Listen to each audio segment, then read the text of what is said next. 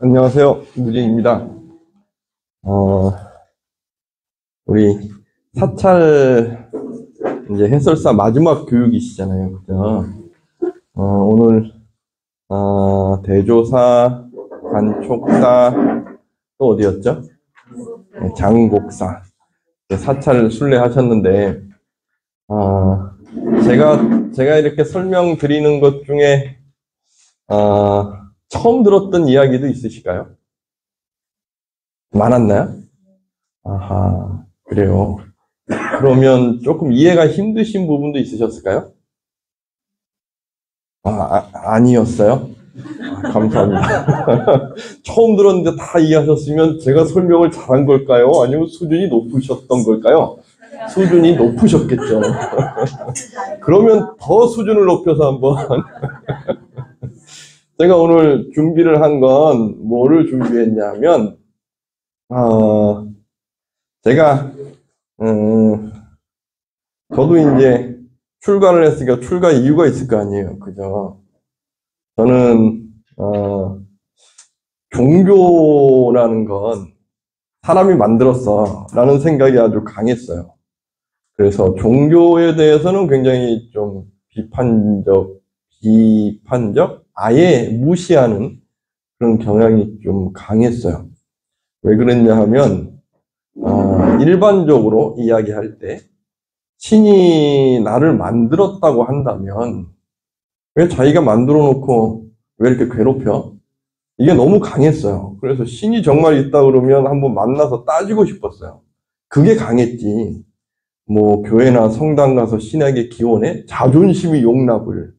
아무리 자기가 만들었다 그래도 만들었으면 좋게 만들어서 좋게 잘 살게 하지. 왜 고난을 줄까요? 그래서 고난을 줘서 충성을 다하면 천국을 약속한다. 저는 용납할 수가 없었어요. 근데 공부하다 보니까 문명은 신에 의해서 창조됐대요. 그 말이 맞는 것 같아요. 왜 그러냐 하면 초기의 모든 문명 이야기에서 초기의 문명 인더스, 황하, 이집트, 메소포타미아 이쪽의 문명들은 다 도시국가에서 시작하는데 중앙에는 신전이 있죠. 그죠? 왜 신전이 있을까? 사람은 동물과 다른 부분이 있어요. 사람이 동물과 다른 거, 의식이란 부분이 있어요. 의식이라는 것은 흔히 전두엽이 담당한다 그러죠? 전두엽이 일반 동물보다 사람은 발전돼 있어요. 이 부분. 이 부분은 의식, 즉 상상을 할 수가 있어요. 이것이 문명에 대해서 어떤 작용을 하는 거냐 하면 동물들은 협동을 하는 늑대 같은 경우도 몇백 마리를 넘어가지 못한대요. 왜 그러냐면 동물이 협동하는 건 내가 무언가를 먹기 위한 생존을 위한 협동이거든요. 그러니까 어느 범위에서 벗어나면 감당이 안 되는 거죠. 그것이 100마리, 200마리, 300마리 그 이상은 절대 안 된다는 거죠. 근데 사람은 문명이 된다는 건 최하 몇천 명이 모이는 거죠. 모인다는 건 내가 살기 위해서, 먹기 위해서라는 개념 말고 다른 게 있는 거죠. 그죠? 뭉칠 수 있는 거. 예를 들면 사랑. 기독교는 사랑. 이것이 강조되어 있죠. 그죠? 사랑이 어디 있을까요? 사랑은 실천해야 있는 거죠. 그죠? 내가 실천해야 돼요. 그러면 사랑이라는 개념이 우리 사람들에게 모두 있는 거예요. 어디에? 어디에 있죠? 마음에 있을까요? 생각에 있을까요? 전두엽에. 쉽게 그냥 이렇게 생각하자고요. 전두엽이라는 의식 속에. 사랑. 그러면 이 사랑이 더 고귀하려면 누군가가 사랑을 준 게 아닐까라는 생각을 하게 되는 거죠. 거기에 신이 있게 되고, 그리고 2500년 전에 문명이 만들고 2500년 전까지는 신이라는 개념 속에 우리는 뭉칠 수 있었던 거예요. 거기에 문명이 있고, 이 신은 우리 사람이 2500년 전을 생각해 보세요. 살다가 아프면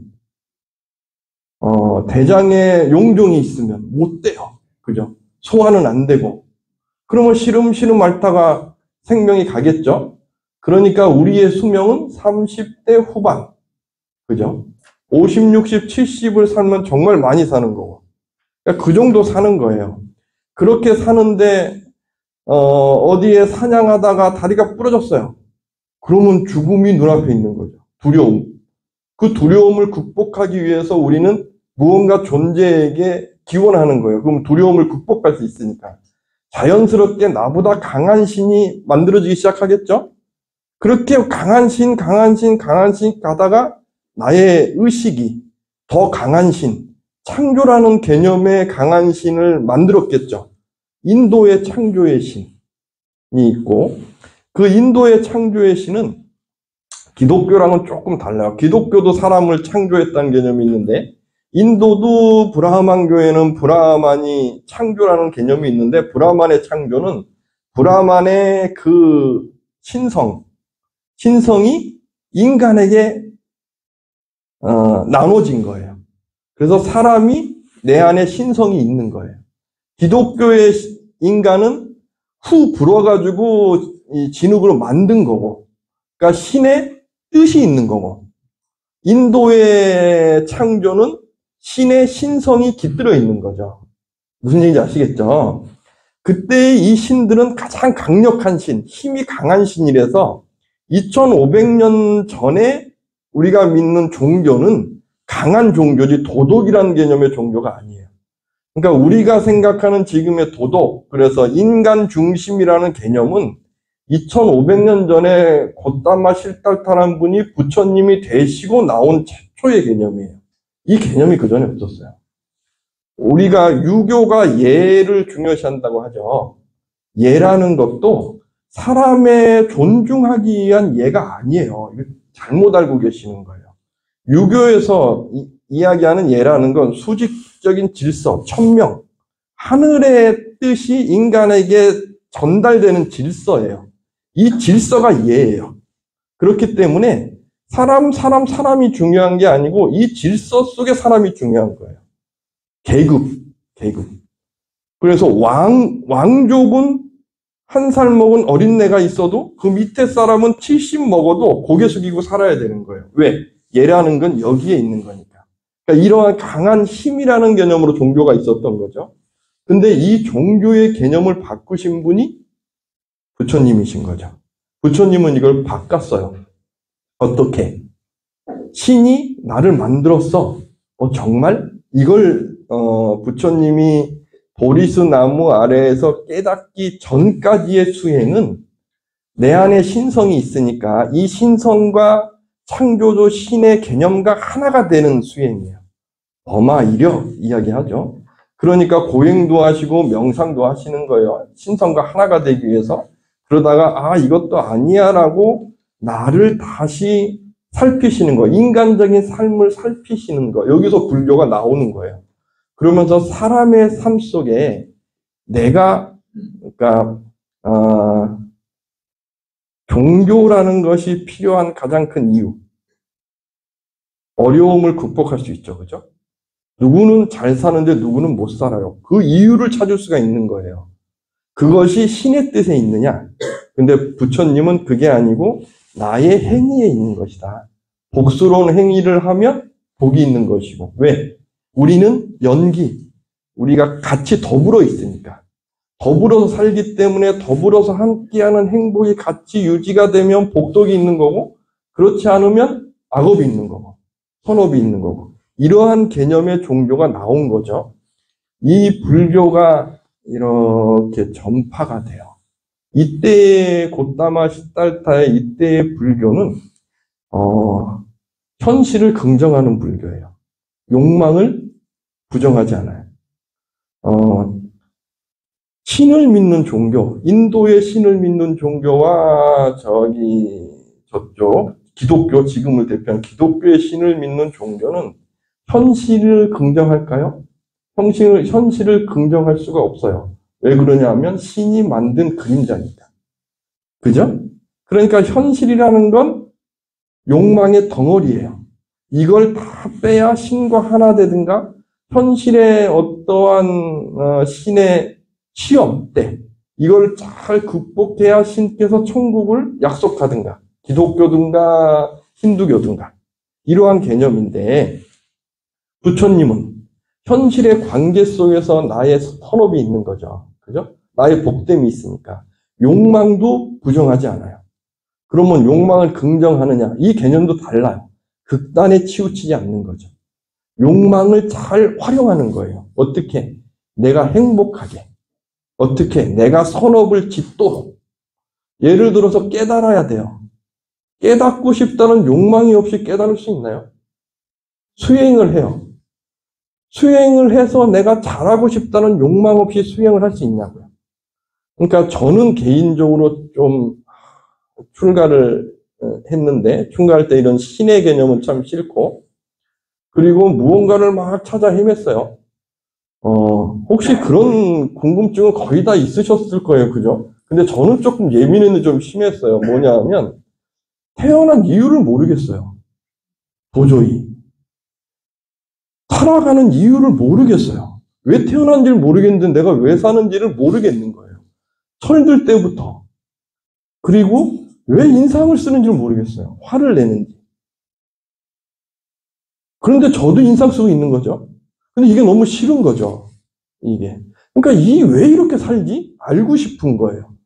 그래서 뭐 한다는 건 다 해본 것 같아요. 도학, 이런 것도 다 해보고. 그러다가 우연히 서양 철학을 먼저 접했는데, 서양 철학도 보면 본질에 대한, 존재에 대한 해답을 찾는 거예요. 근데 뭔가가 저는 만족이 안 돼요. 그런데 철학인으로 사는 삶은 너무 좋은 거예요. 논리와 합리.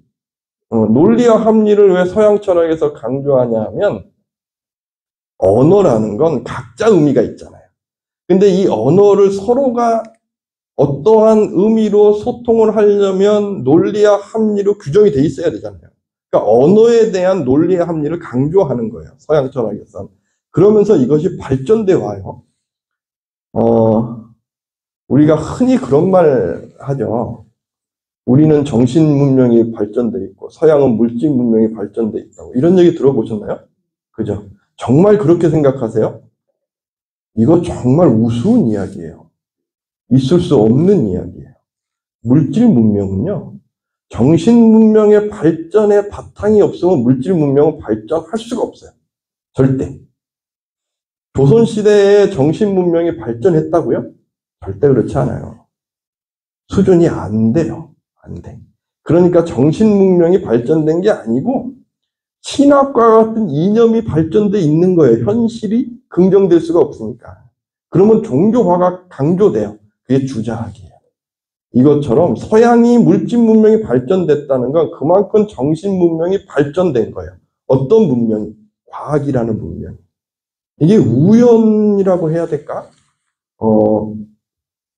서양에선 신학의, 중세는 신학의 사회였어요. 신이 지배하는 사회에 1500년 전에 그리스와 로마의 인본주의라는 것이, 이렇게 이야기하면 어렵죠. 그죠?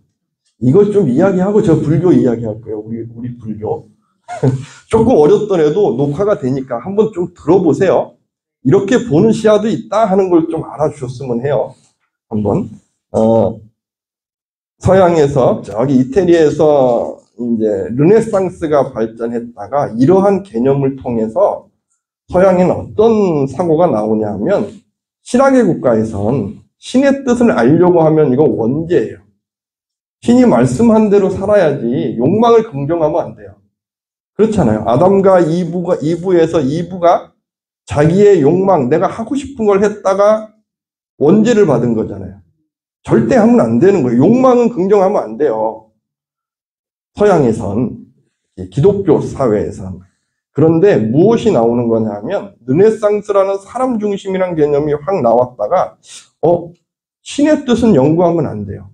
그런데 신의 뜻과 가장 가까운 무언가를 발견하는 거예요. 숫자. 1 더하기 1은 2죠.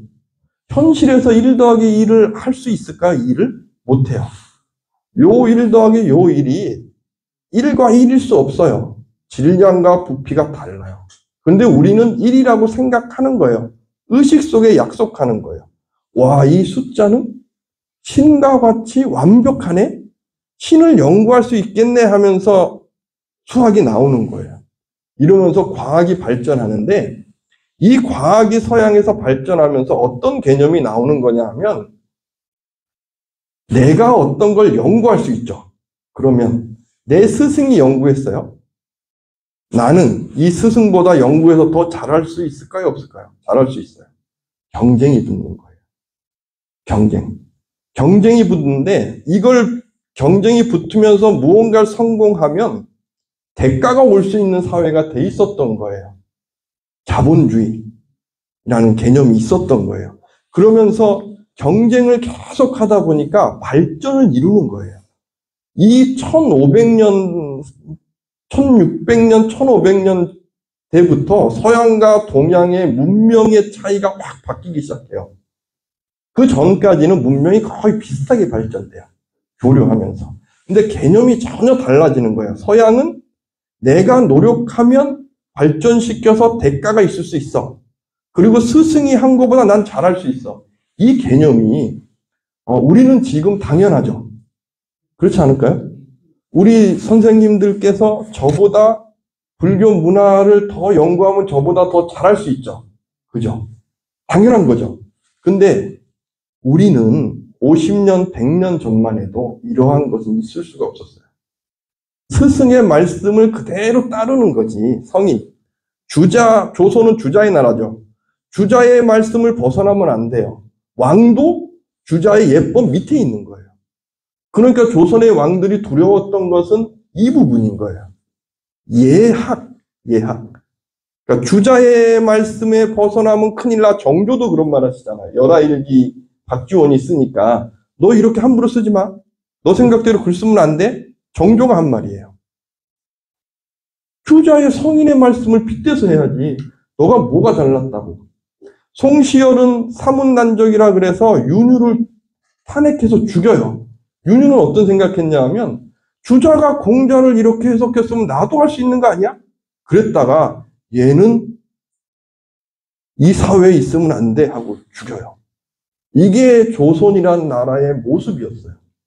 즉 스승이 한 것을 제자가 저는 이게 아닌 것 같아요. 이야기할 수가 없는 거예요. 발전이 있을 수가 없죠.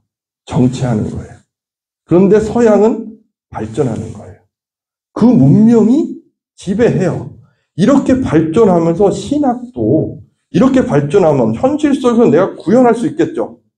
기독교 신학이 현실을 긍정하기 시작해요. 그러면서 그 현실을 긍정했던 기독교, 세계를 지배했던 기독교가 우리나라에 들어온 거죠. 그런데 여기서 혹시나 이런 궁금증이 생긴 적이 없으신지 모르겠어요. 저는 불교에 우연히 출가하게 됐어요. 수행하면 제가 궁금한 해답을 부처님께서 하셨다 그러니까 알고 싶어서. 그런데 무언가가 이상했어요. 말씀은 멋있는데 현실 속에서 제가 구현하기가 힘든 거예요. 존재는 공성이고 공성을 알면 깨닫는데요. 그래서 뭐 어쨌다고. 내가 알고 싶은 건 궁금한 거예요. 왜 태어났는지, 왜 난 불행한지. 행복하고 싶은데 어디서? 이 현실에 살면서 뭐 산에 뚝 떨어져서 혼자 행복해? 그러면 바위 덩어리가 스승이지. 사람은 관계 속에 사는 거잖아요. 이게 뭔가가 이상했어요. 왜 혼자 앉아서 깨달으면 그게 뭔 행복일까? 그게 왜 행복하죠? 저는 이게 너무 궁금했어요. 그래서 고민도 너무 많았어요. 강원에 갔는데 저는 부처님을 스승으로 여기고 출가했는데 강원에 갔는데 부처님 공부를 안 하는 거예요. 법화영 공부하고 이렇게 치문 공부하고 중국의 선사 공부하는데 저 부처님이 누군지 이게 알고 싶었거든요. 근데 뭔가가 이상한 거예요. 제가 가장 이상했던 게 뭔지 아세요? 이야기하면 웃으실 텐데 40대 부처님께 마지를 올리는 거예요. 왜? 그걸 물어봤어요. 왜 40대 맞이를 올려요? 부처님이 귀신이에요? 이미 열반하셨잖아요. 시간과 공간을 초월했어요. 시공을 초월하신 거예요. 왜 맞이를 올리죠? 이게 궁금한 거예요. 그리고 강원의 새벽에 금강경을 독송해요. 한자로. 저도 한자 이렇게 공부하고 그랬는데 이해하면서 암송을 막 해요. 왜 할까? 하면 복된대요. 복이 있대요. 가출가 있으니까 금강경을 해야 중생을 오래 한대요.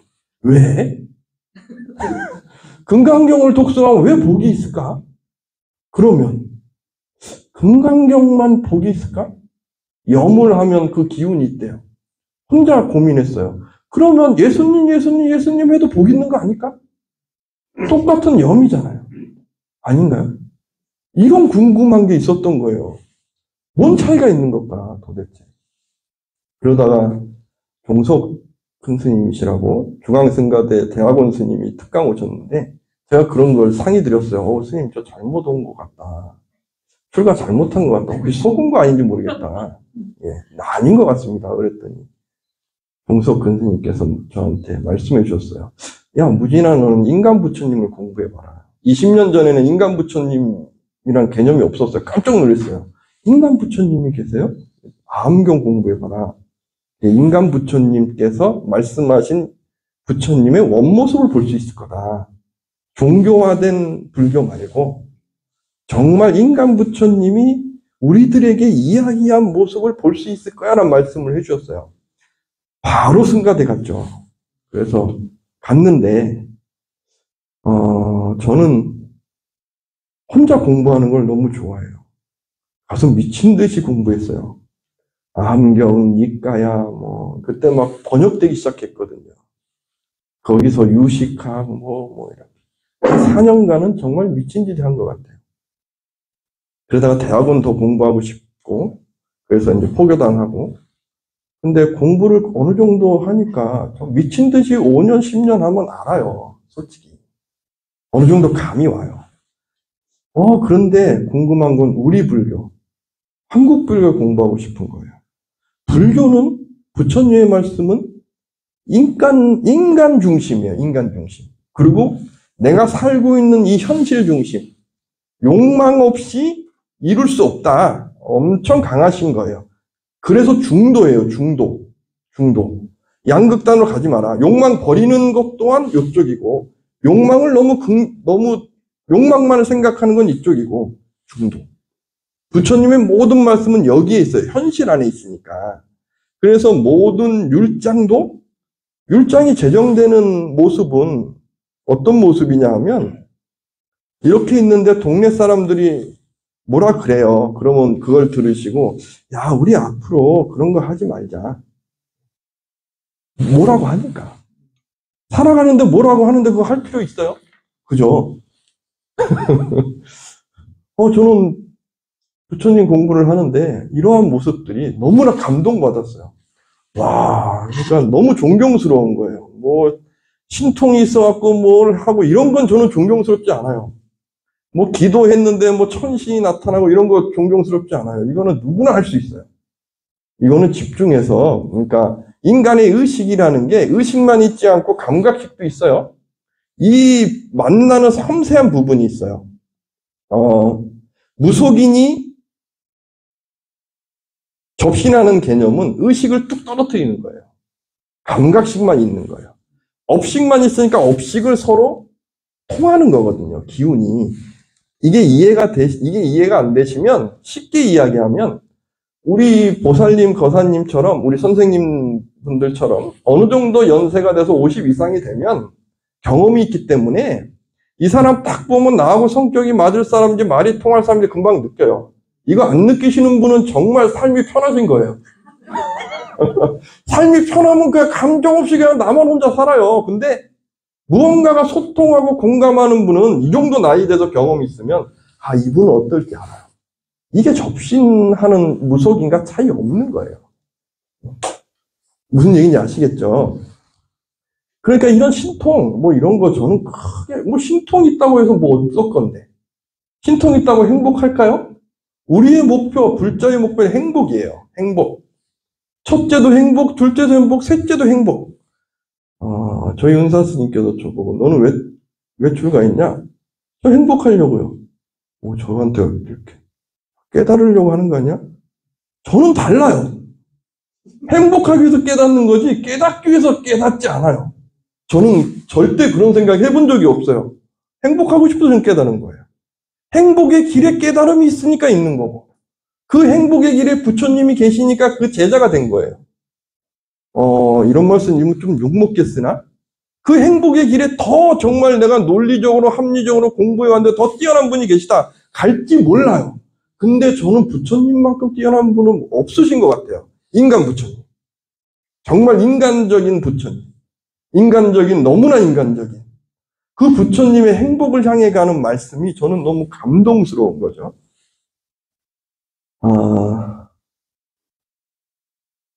여기까지 하고 우리 불교를 한번 볼까요? 제가 우리 김보성 회장님 이렇게 뵀던 이유는 사찰 해설 제가 화엄사에 있었는데 문화관광 해설사 분이 이렇게 우리 화엄사 해설하는 걸 들었는데 뭔가가 조금 사찰은 신앙이 있는 곳이에요. 그죠? 믿음이 있는 곳이에요. 이거 다 떠나서 한국 불교의 역사와 문화가 있는 곳이에요. 근데 문화재로 해석을 해요. 해설을 해요. 감동이 있어야 행복이 있잖아요. 농담이나 이런 재미는 할 수 있겠으나 행복을 줄 수 있을까? 행복. 이게 저는 너무 중요하거든요. 내용을 이야기할 때.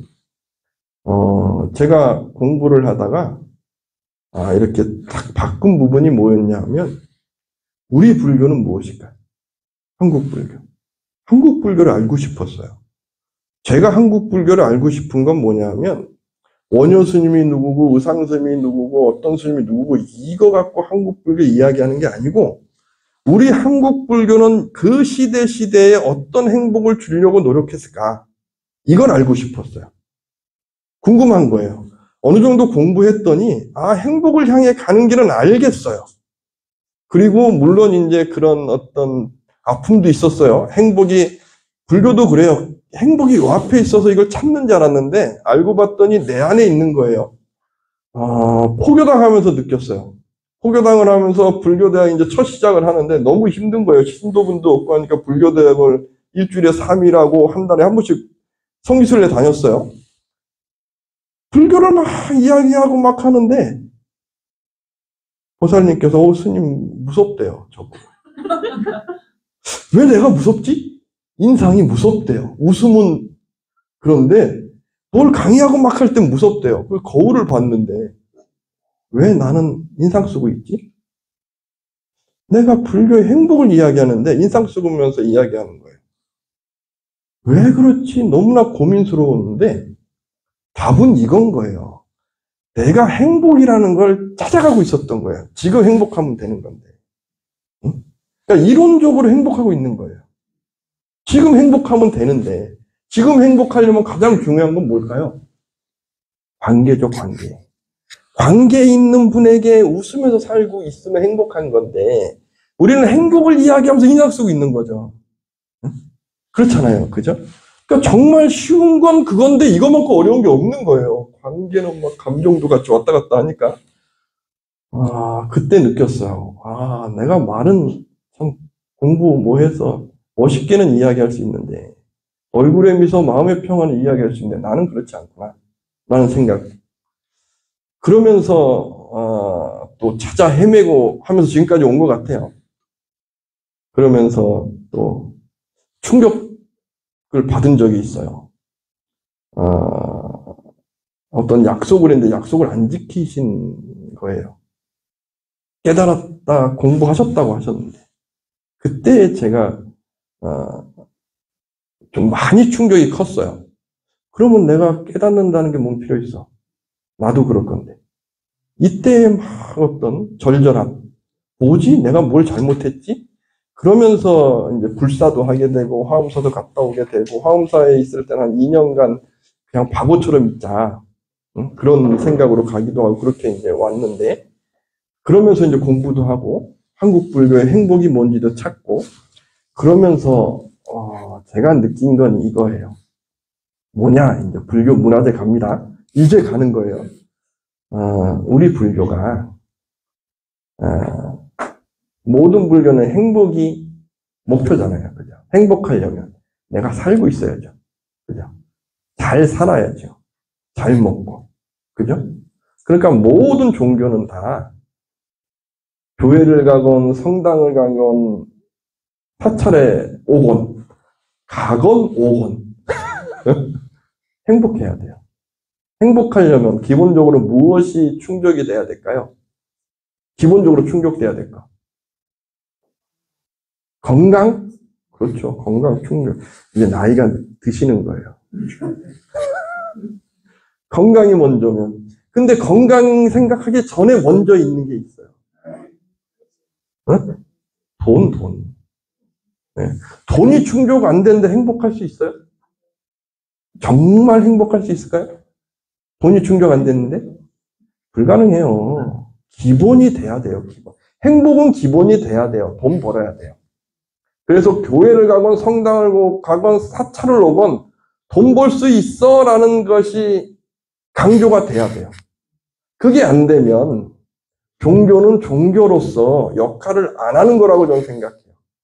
우리 불교가 근래에 와서 자꾸 내려놔.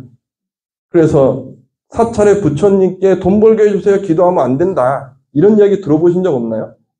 그러면 절에 뭐하러 와요? 부처님께 돈 벌게 기원하러 오지. 안 그럴까요? 그런데 기원의 방법이 다른 거예요. 교회나 성당은 신에게 기원해서 신의 선택받아서 내가 충족되는 거예요. 왜? 신이 있고 인간이 있고 이분이 만들었으니까. 절에는 부처님은 우리는 우리 스스로가 선업과 악업을 지으면서 복덕이 있고 없고 하는 거다라고 말씀해 주셨으니까 부처님께 돈 벌게 해주세요는 뭐겠어요? 내가 돈 벌 수 있게 내 선업을 복덕을 지을 테니까 약속 지켜주세요. 이거 하는 거거든요. 간절하게. 부처님 나 부처님처럼 살고 있습니다. 돈 벌게 해주세요. 이 이야기 하는 거예요. 돈 안 벌어요? 그럼 부처님 거짓말 하신 거 아니에요? 아닐까요? 거짓말 하신 거예요. 부처님의 연기, 중도, 사성제 8정도 내가 선하게 살고 복덕을 짓고 복스럽게 사는데 돈이 안 벌린다. 그러면 안 맞는 거죠. 그렇지 않을까요? 그게 저는 정답이라고 생각해요.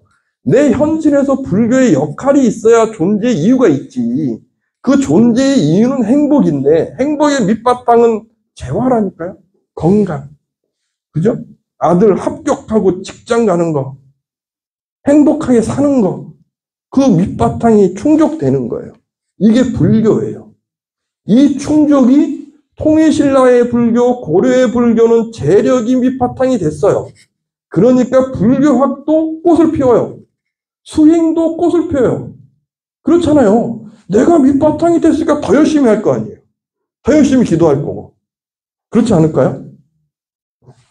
그러니까 이때 꽃을 펴요. 근데 조선시대로 딱 넘어오면, 조선시대에 넘어오면 조선이라는 나라는 주자학의 나라잖아요. 공자의 유학이 아니고 주자의 유학이에요. 신유학. 주자의 유학은 공자하고 좀 달라요. 불교는 평등을 이야기하죠. 그죠? 그 불교가 한나라 때 들어오는데 한나라는 중국 민족이 세운 나라예요.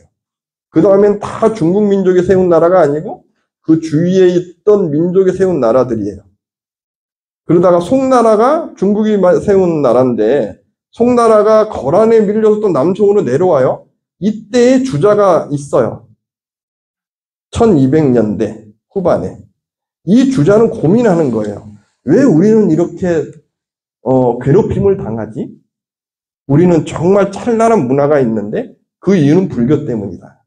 불교의 어떤 것, 평등이라는 개념 때문에 우리의 수질적 질서라는 개념이 사라진 거다. 다시 끄집어 와야 된다. 그러면서 주자는 불교를 철저하게 비난해요. 현실에 우리 중국 민족에 필요 없는 거, 이건 없어져야 돼 라고 강하게 이야기했던 게 주자고, 그 주작을 받아들여서 나라를 세운 게 조선이에요. 중국은 주자학이 나왔으나 주자는 너무 극단적이잖아요. 그러니까 성리학인 양명학이라는 새로운 좀 타협도 잘하고 불교도 인정하는 양명학이 중국은 더 대세였던 거예요. 주자학은 그렇게 대세가 아니에요. 근데 우리 조선이 그걸 받아들인 거예요. 그 받아들였던 이 나라의 불교는 어땠을까요? 살아남을 수 없었겠죠. 그죠? 그러니까 임진왜란을 제가 기준으로 하는데 임진왜란 이전의 불교는 사라지고 있었어요. 계속 탄압하고 큰절드는 유학자들이 불지르고 하면서. 근데 임진왜란이 일어난 거죠. 조선이라는 나라는 그렇게 주자학의 나라, 즉 신학의 나라 같아요. 신학의 나라는 어때요? 현실을 부정한다 그랬죠. 욕망을 부정하고. 그리고 이상향에 살아가니까 농사만 짓고.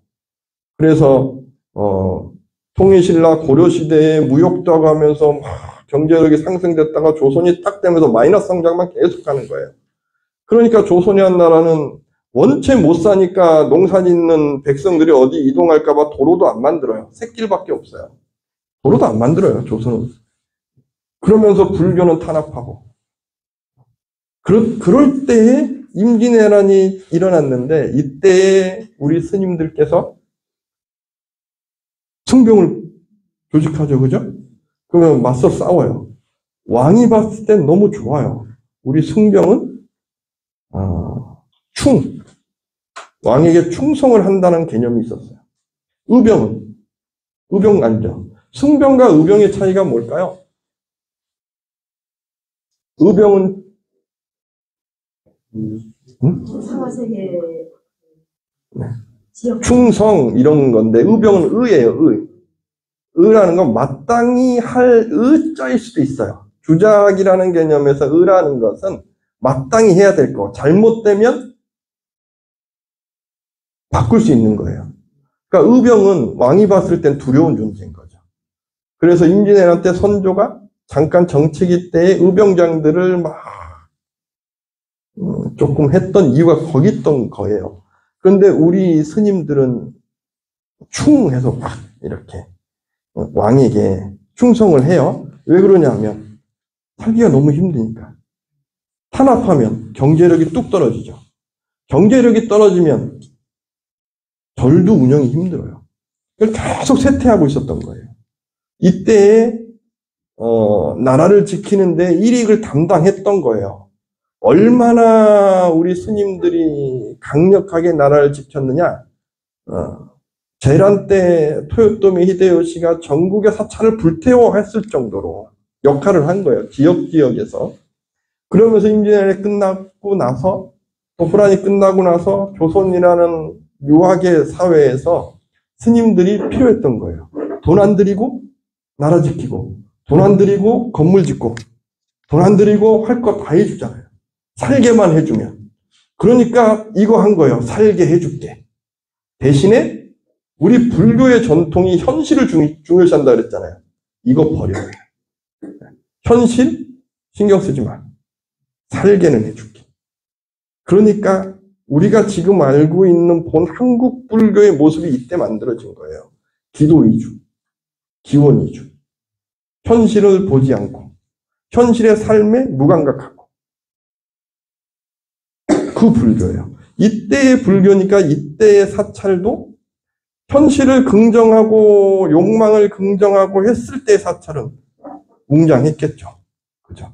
근데 이때 임진왜란 때 이렇게 불이 다 전국에 한 80%, 90% 불나고 새로 재건할 때 그 크기로 재건을 못해요. 조선의 나라가 원체 못 살고 우리 스님들도 빨리 사찰을 져야 되잖아요. 그러니까 축소해서 재건할 수밖에 없어요. 그래서 우리가 보는 사찰도 작은 거예요.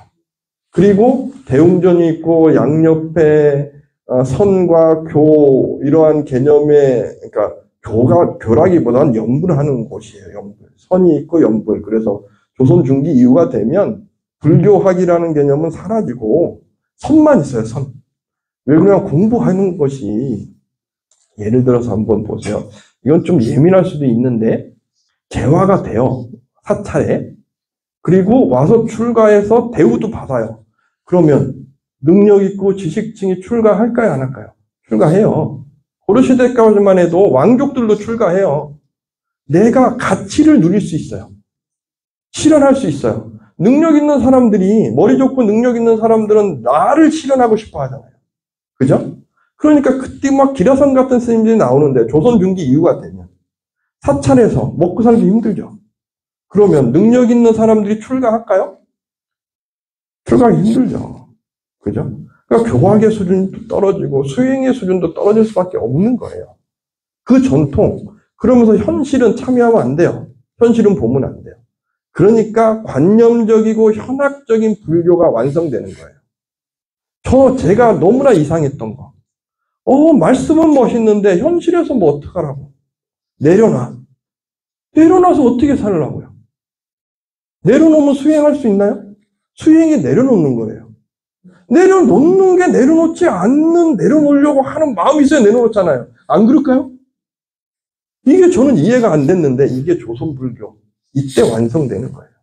지금 우리가 보는 이런 사찰들의 조그만 모습, 장곡사에 갔는데, 하대웅전 영역 같은 영역. 조선시대에 후기에 만들어지는 영역이에요. 작잖아요. 그죠? 살기 힘드니까 축소되는 거예요. 그 위에 상대웅전 있죠? 더 컸겠죠? 축소되는 거예요. 작게. 그러니까 우리가 지금 보는 불교의 모습은 이때 축소된 불교의 모습인 거예요.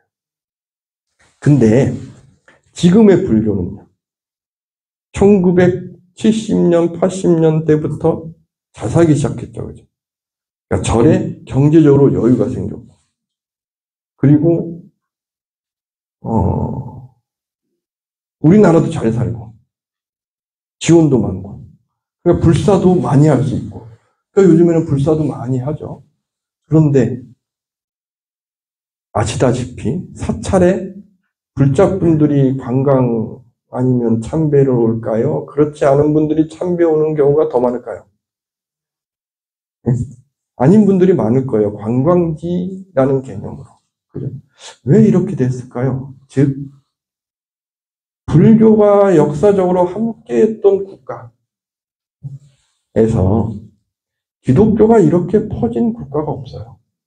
우리 한국이 유일해요. 유일해요. 일본, 기독교 못 들어갔어요. 몇 프로 안 돼요. 중국, 못 들어가요. 이 문화가 함께 하거든요. 대만, 아니면 우리보다 못 사는 동남아. 동남아는 서양의 식민지였잖아요. 캄보디아, 베트남, 프랑스의 식민지였잖아요. 근데 기독교가 안 됐죠. 불교 국가죠. 그죠? 필리핀은 좀 달라요. 좀 다른 경우고, 필리핀은 좀 다른 경우고.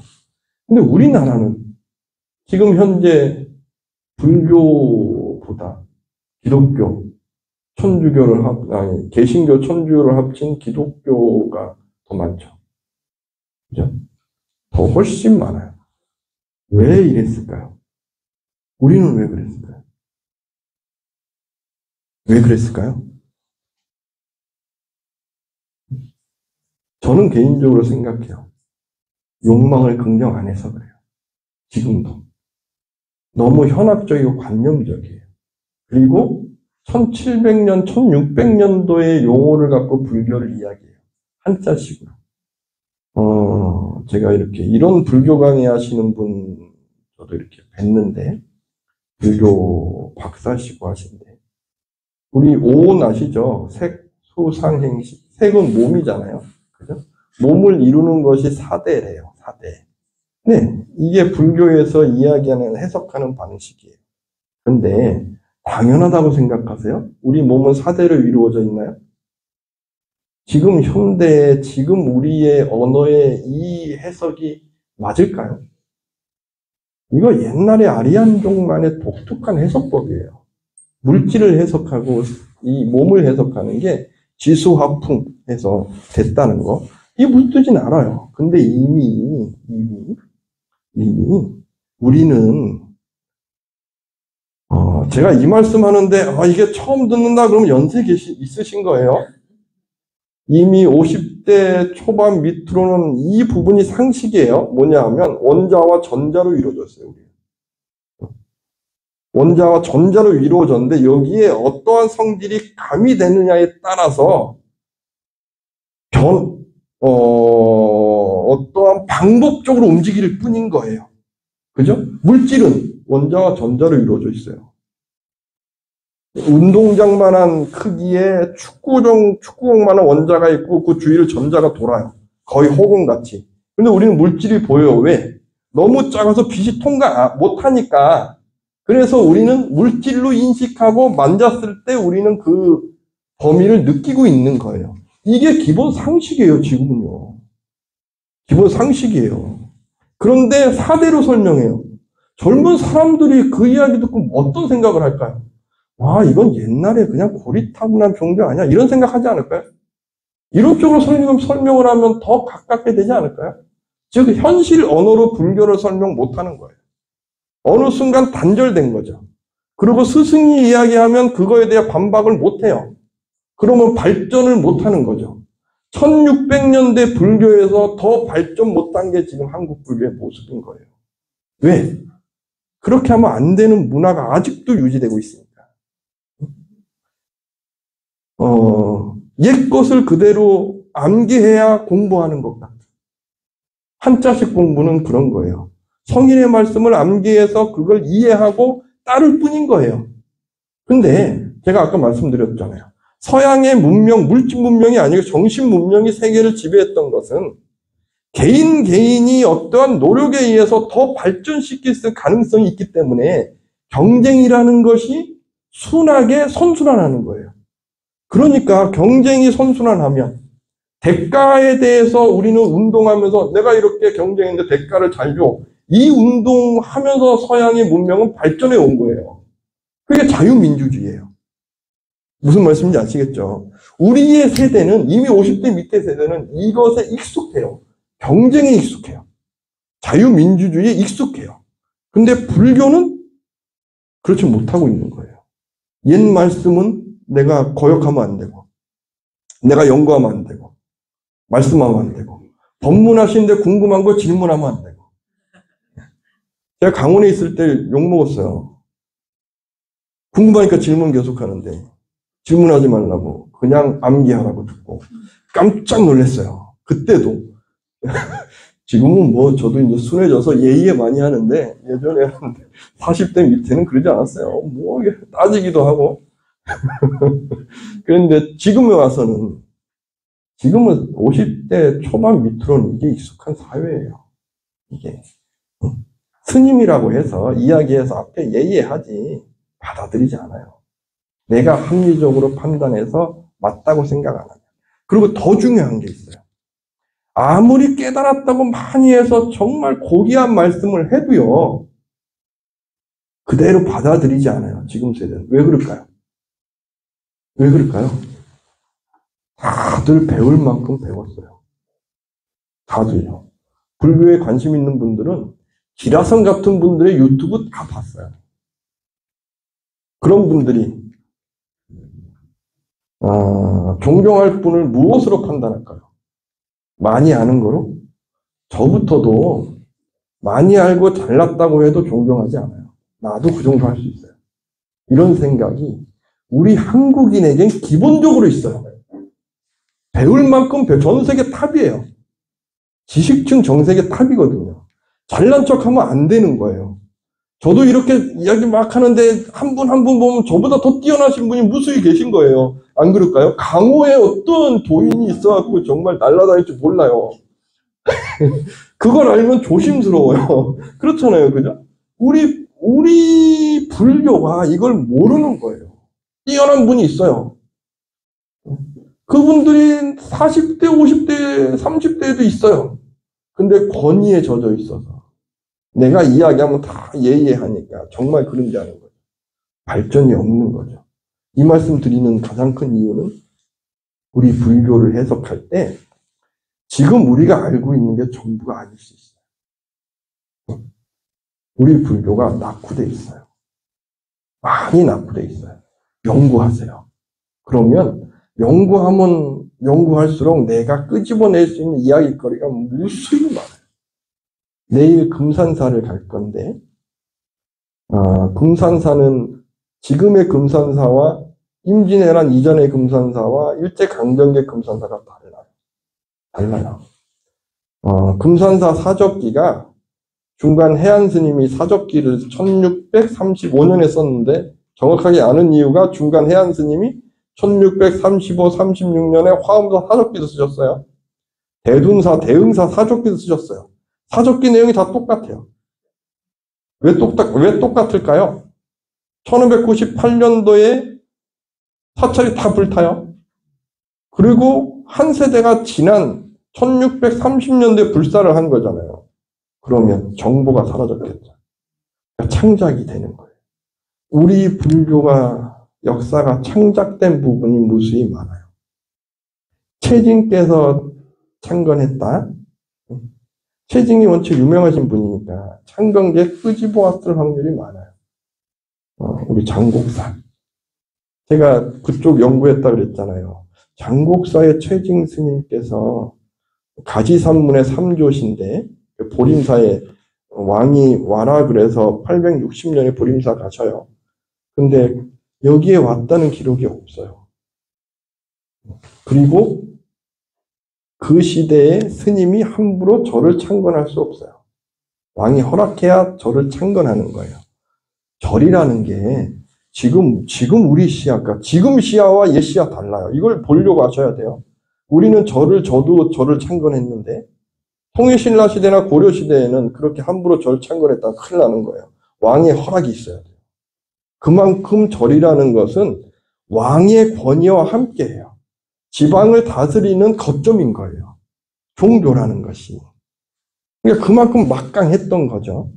그러니까 그런 시야가 있으셔야 돼요. 시야를 갖고 설명을 해야 돼요.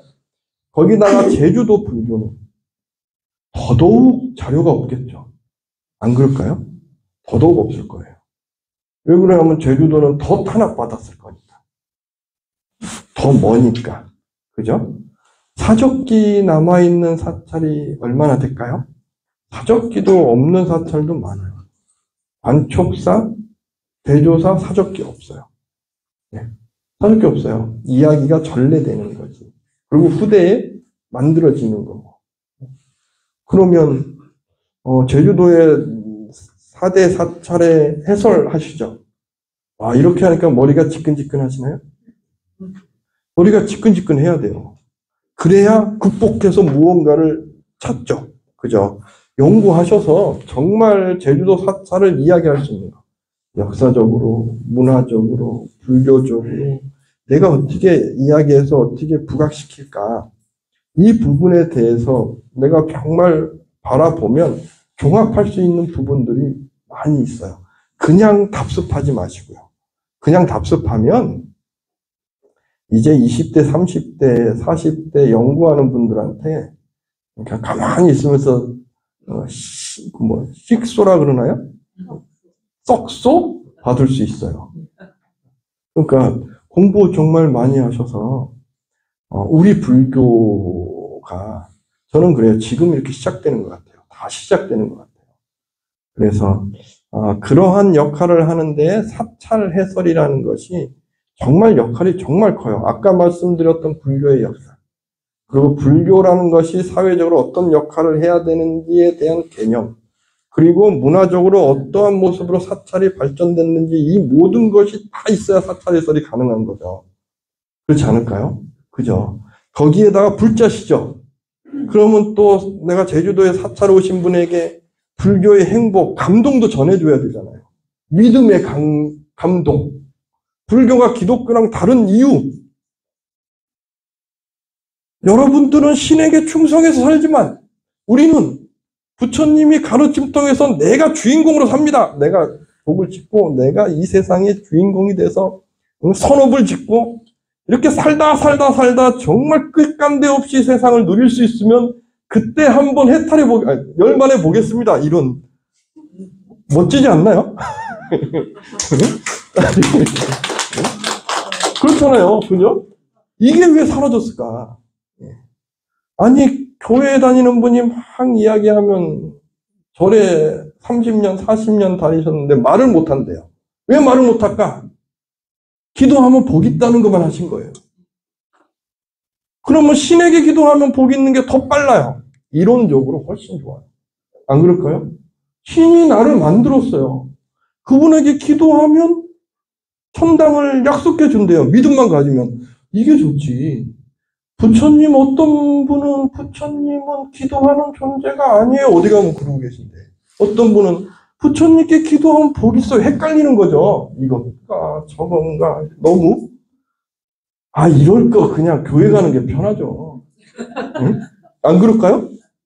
저는 그래요. 왜 우리 대한민국에서 기독교가 저렇게 불교보다 드셀까? 이미 20대엔 제가 이렇게 한 30분 정도에 끝내려고 생각하고 있습니다. 너무 힘드시니까. 제가, 경기도 광주에서 포교당 이렇게 할 때, 저를 이렇게 비꼬운절 할 때, 거기에 연대가 있어서 군법회를 한 7년 다녔는데, 법당에 한 50명이 와요. 교회도 한 50명 가고, 천주교는 딴 데 가고, 이렇게.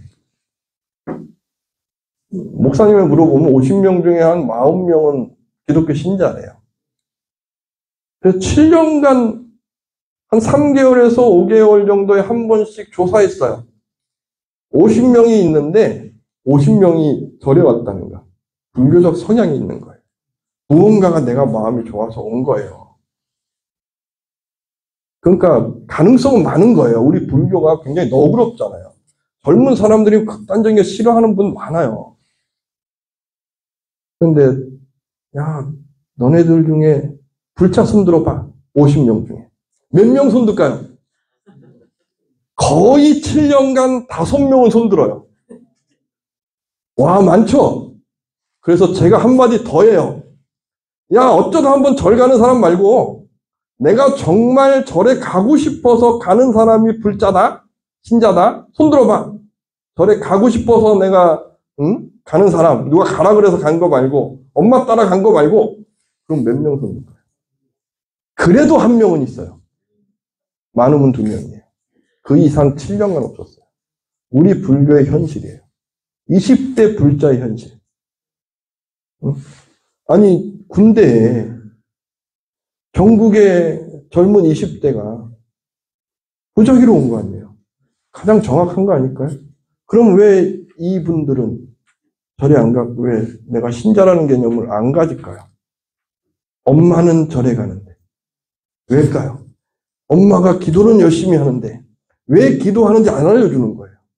왜? 엄마도 기도를 왜 하는지 모르는 거예요. 그냥 기도하면 복 있다고 하니까 다니는 거죠. 이 시스템을 모르는 거예요. 현실을 긍정하고 돈 많이 벌려면 내가 부처님께 약속해 주셨잖아요. 나 착하게 살게요 하면서 나를 계속 착하게 만들어가는 거. 이게 기도라는 거. 이거 얼마나 젊은 사람들에게 센세이션을 주는, 충격을 주는 건지 아세요? 이 이야기 해주면 20대 아이들이 눈이 초롱초롱해져요. 그 방법 알려주고, 명상 알려주고, 기도 알려주고 하면 이 친구들이 너무 좋아하거든요. 불교의 가능성은 무수히 많아요. 사찰에서 하실 때 이렇게 젊은 친구들 오면 이런 것도 가미해서, 야, 불교엔 이런 게 있다. 기독교는 잽이한데. 이런 거요. 저 이런 거 요즘에 이제 하려고. 조금 이제 뭐 좀 공부하고 뭐 하느라고 좀 바빴어서. 그래서 저도 사찰에서 이렇게 우리 김보성 회장님처럼 하려고 준비하는데, 제가 하는 가장 큰 이유가 이거예요. 가장 사찰해설이라는 게 그래도 관광을 하면서 절에 온다는 건 불자가 아니더라도 이 성향이 좋은 거예요. 이 성향이. 이미 우리 한국 불교는 도심 불교가 아니고 산사 불교가 돼 있어요. 저도 도심에 있는데 많은 분들이 도심에 이렇게 포교당 같이 있으면 뭔가가 조금 그래요. 이미 이미지가 산사의 고요함이 익숙해져 있어요. 어쩔 수 없어요. 근데 현대에 또 이게 더 좋을 수도 있어요. 도시화가 돼 있으니까 여기에 현실 긍정, 그리고 현실 속에서 불교는 관계 맺음이라는 현실을 중요시하니까, 기독교랑 다르다, 현실을 중요시하니까, 여기에서 현실에서 내가 주인공이 되는 것이다. 어떻게? 관계 속에서 내가 왔는데, 모든 사람은 다 욕망을 갖고 산다. 자기가 다 좋으라고. 뺏어오면 어떻겠냐? 원망 듣겠지. 내가 잘해주면, 저 사람에게 칭찬받겠지. 이게 복이다. 선업이라는 게 이런 거다. 선업은요, 관계 맺음에서 오는 거예요. 연기, 관계 맺음이잖아요. 관계 맺지 않고 복 줄 수 있을 것 같으세요? 산에 혼자 올라가서 돌을 닦아요. 복은 하나도 짓지 못하는 거예요. 하나도 짓지 못하는 거예요. 어떻게 복 줘요? 관계 맺음 없이 어떻게 복 줘요? 관계 맺어야 복 짓는 거예요. 안 그럴까요? 관계 맺어야 내가 선업을 할 수 있죠. 관계 맺어야 이분에게 칭찬받을 수 있고, 관계 맺어야 내가 이분과 함께 더불어 행복할 수 있지. 관계 맺음 없이 어떻게 가능해요? 불교는 이렇게 현실 긍정의 종교예요. 그런데 짜장면 봉사를 한 1년, 2년 했나? 한 적이 있어요. 경기도 광주에서. 그러니까 짜장면 봉사하려면 어디 가야 돼요? 첫 딱 생각나는 것이 흔히 이야기하는 고아원. 갈 곳이 없어요. 다 기독교나 천주교 재단에서 운영해요. 다시 남은 거 그러면 좀 장애우 단체 갈 곳이 없어요. 다 기독교 천주교 재단에서 운영해요. 그렇다고 어디 저기 멀리 충청도 어디 갈 수는 없잖아요. 그죠? 그런데 그래도 한번 가봤어요. 그분들이 고마워해요. 여기 이렇게 아이들 단체 갔는데 아이들이 짜장면 만들어주고 있는데 아이들이 성당에서 기도하고 와서 스님 맛있어요 먹어요. 와, 종교화합 너무 좋죠? 그러나 슬퍼요. 우리 불교는 뭐였을까? 정말 중요한 게 현실 참여고 정말 중요한 게 관계 맺음 속에서 복 얻는 건데 우리는 뭐였을까? 그죠? 그래서 저는 솔직히 우리 김보성 회장님 존경스러워요. 관계 맺음 하는 거잖아요. 정말 불교가 해야 될 거. 이거 해야 돼요. 이거 안 하면 부처님의 거룩한 말씀이 있고 내가 너무 행복해도 이거 어떡할 거예요? 사라지는 거예요. 지금 사라지고 있잖아요. 그 역할 하시는 분들이 우리 불자님들이셔요. 정말 복 많이 지으시는 거예요. 저보다 더 지으시는 거예요. 그래서 저도 따라해 보려고 이렇게 와서 배우는 거죠. 복 지을 때는 양보 안 하는 거예요. 부처님도 복 지을 때는 양보 안 해요. 왜? 복이니까. 안 그래요? 복은 나 혼자 짓는 게 아니에요. 복은 주면 오는 거예요. 관계 맺는 거니까. 정말 중요한 건 주면 오는 거예요. 그래서 부처님께 기도는 어떻게 한다고요? 나 부처님 이렇게 주고 있어요. 복 약속하신 거 오겠죠? 계속 따지는 거예요. 기도할 땐 그렇게 따지는 거예요. 나 그렇게 합니다. 108배. 열심히 기도하는데 108배 하는 이유는 내가 내 거라는 욕망 이겨내고 남에게 베푸는 겁니다. 나 그러고 있습니다. 하겠습니다. 이거 마음 만드는 거예요. 의식을 강하게 만드는 거예요. 수행은 내 의식을 강하게 하고 불교는 의식을 강하게 하는 거예요. 감각식을 누르는 거. 감각은 내 거이고 싶은 거거든요. 살기 위한 진화. 우리가 진화해 온 것은 나를 살리기 위한 거니까 남의 걸 뺏어오는 거잖아요. 이거는 업식이에요. 이 악업식, 선업식은 의식이 만드는 거거든요. 이걸 만들어가는 것이 진짜 불자가 해야 되는 수행이거든요. 불교 너무 멋있잖아요. 이것을 불교 문화재와 함께 현장에서 불교 성향이 왔는데 불자가 아닌 분들께 바로 앞에서 이야기해 주실 수 있는 분들께서 우리 해설사 분들이신 거죠. 정말 거룩한 일을 하시는 거죠. 이제 내일까지 하시면 해설사 자격을 딱 받으시는 거죠. 그러면 이 역할을 하시면서 무궁무진한 복을 증장하시길. 그래서 너무나 행복한 삶을 누리시길. 그래서 많은 분들이 행복하셔야 따라와요. 그죠? 그래서 그러한 모습이 되시길 기원드리면서 30분이 조금 넘었는데 질문이 혹시 있으시면 질문 받고 끝내겠습니다. 9시까지 우리 회장님께서 하셨는데 그냥 끝내겠습니다. 그 끝내기 전에 회장님께 또 계속 깜빡깜빡해요. 저 차비 주셨는데 이게 이렇게 다 있을 때 기증해야 저도 폼나잖아요. 폼나게 기증하려고요. 안 받겠습니다. 놓겠습니다. 아유, 그러지 않아도 공식적으로 제 통장에 이렇게 일당 주신대요. 차비 드렸어요. 자, 네. 저희가 우리 그 사회에서 법회를 할 때나 아니면 무슨 불교 그 집회가 있을 때 맨 나중에 사후선 끝난 다음에 서로 마주보면서 선물하십시오 하지 않습니까? 네.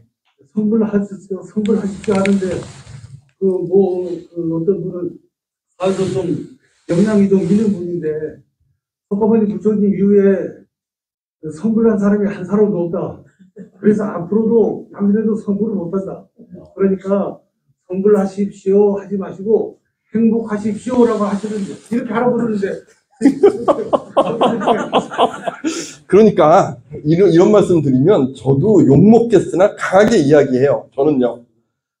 무식해서 용감하시다고. 무식하니까 용감한 거예요.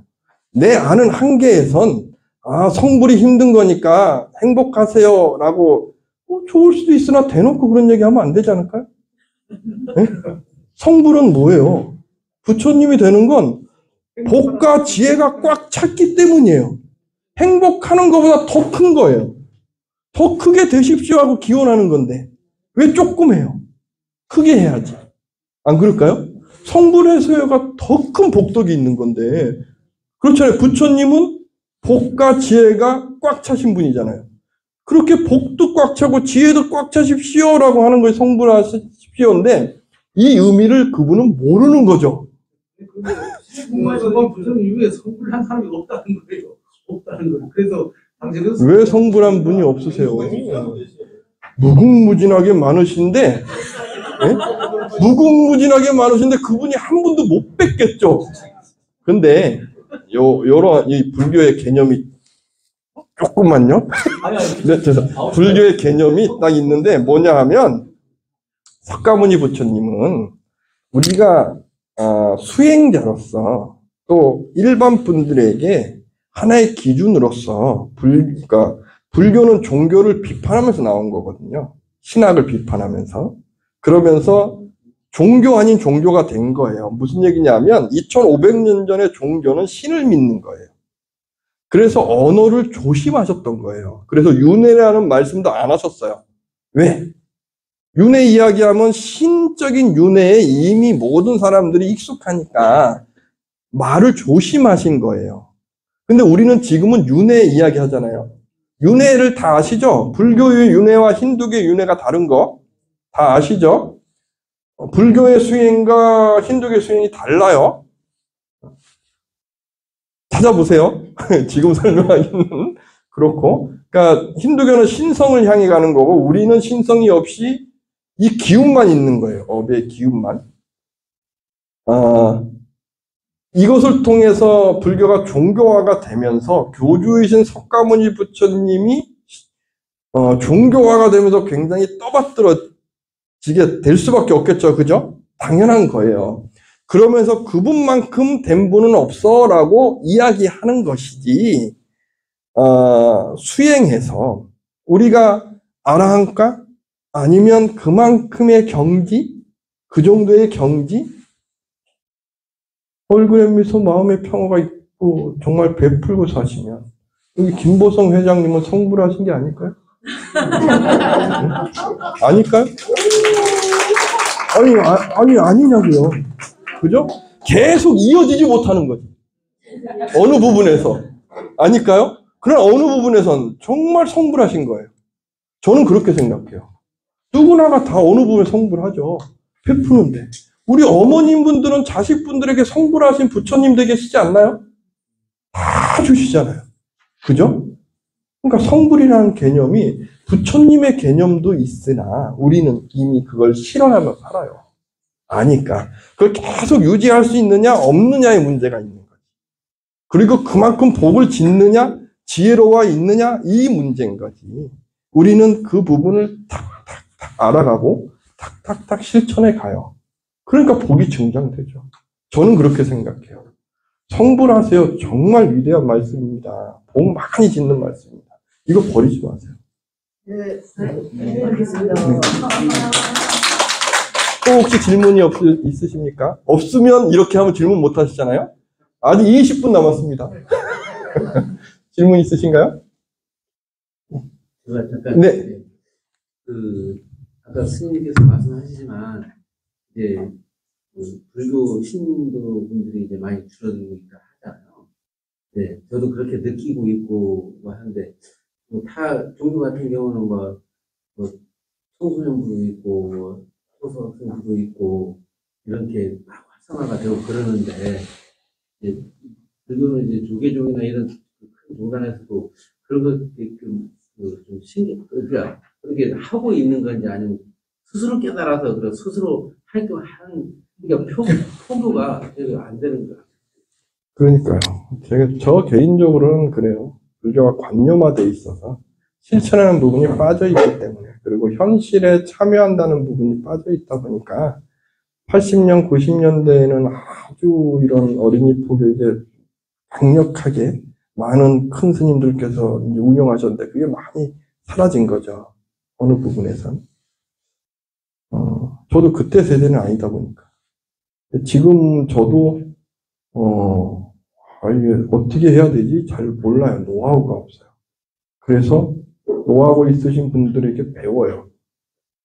제주도에 사찰 안내사 교육을 한다. 바로 뛰어와서 본 이유도 여기 있어요. 육지에서 못 찾았거든요. 혼자 고민하고 어떻게 시작하지 고민하는데 상담을 이제 했는데 자연 스님께서 소개를 해주신 거예요. 바로 왔죠. 어떠신가 하고 보고서 와, 할 수 있겠구나 이렇게. 그러니까 어딘가 해야 돼요. 근데 우리 김보성 회장님께서 지금 청소년 이쪽으로 하신다고 하시더라고요. 그러면 저 같은 경우에는 또 보고 노하우 배우려고 하겠죠. 노하우 감추지 않으시더라고요. 다 오픈하시고. 그러니까 성불하신 거예요. 어떤 분들은 자기 거 있으면 감춰요. 깜짝 놀래요. 어떤 분들은. 근데 이렇게 오픈하고 이렇게 하면 또 다시 시작될 거다. 그리고 지금 이렇게 유튜브도 보면 정말 멋있는 스님들 나오셔서 또 포교도 하고 말씀도 하시잖아요. 강호에 얼마나 멋있는 정말 그 유단자 스님들께서 계시겠어요. 이제 나오실 거라고 저도 생각하고. 네. 그러면 우리 불교가 이러한 시스템이 꼽히잖아요. 2500년 전에 부처님의 말씀이 200년 만에 신학의 사회였던 인도의 종교계를 통일시켰던 이유는 여기 있어요. 주인공. 현실의 주인공. 현실에 대한 긍정. 현실에 대한 참여. 이 부분이 강력했던 거예요. 정말 강력했던 거예요. 근데 우리나라에 들어온 기독교도 강력해요. 무시하면 안 돼요. 세계를 정복했던 기독교가 들어와 있는 거예요. 거기에 불교가 어떻게 보면 경쟁하는 거거든요. 제가 이런 포교 이야기 했더니 제가 그 이야기 했었나요? 이런 이야기를 하면서 법보신문에 인터뷰였고 얼마 전에 기사가 나와서 그걸 제 페이스북에 올렸는데 어떤 분이 그걸 보고서 댓글을 썼어요. 포교가 정말 필요합니다라는 내용인데 그대로 이야기하면 대가리에 뭐가 있는지 제가 스님인데 페이스북에 누군가 봤더니 본명이에요. 깜짝 놀랐죠. 이미 그분은 스님들은 산에서 가만히 있어야 된다는 것이 인식되어 있는 거예요. 현실에 대해서는 이야기 안 해야 고귀한 분인 거예요. 그죠? 저도 그런 게 인식이 강했으니까. 출가했을 때. 우리 은사 스님 뵙고 공부하면서 사회에 대한 신경 안 쓰고 도만 닦는 것이 불교인 줄 알고. 불교 아니에요. 부처님 비판하신 거예요. 그런 거 하지 말라 그랬어요.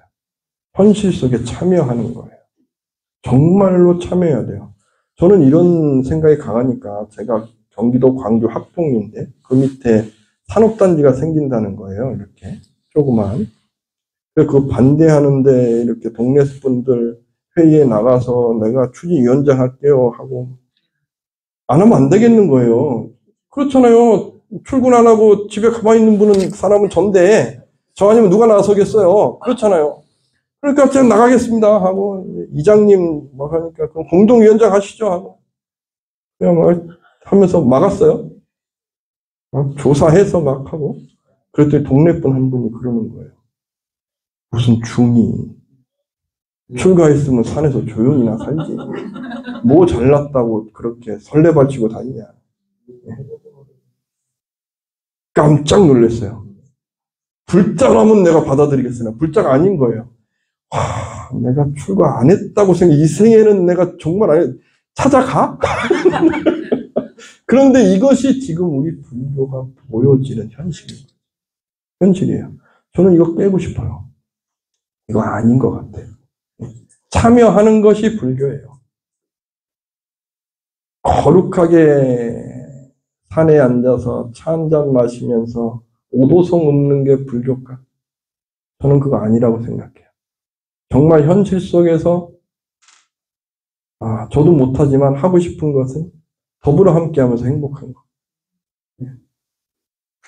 욕망이라는 것도 긍정할 수 있고 절제할 수 있고 누릴 수 있는 것. 그러면서 복 증장할 수 있는 삶. 이것이 진짜 불교 아닐까? 이러한 가르침이 어디에 있을까요? 없어요. 불교만 있어요. 불교만이 있는 거예요. 불교만. 저는 이 불교가 정말 위대하다고 생각하고 그 실천할 수 있는 분이 여러분들이라고 생각합니다. 꼭 많은 불자 양성하시고 제주도에서 정말 멋있는 불교 일으키시길, 그래서 그 역할을 하시길, 여러분들이 하시면 다 같이 할 수 있을 겁니다. 그러면 저 같은 스님들이 배울 수 있을 거예요. 제주도에서 꼭 성공하세요. 감사합니다. 마무리하겠습니다.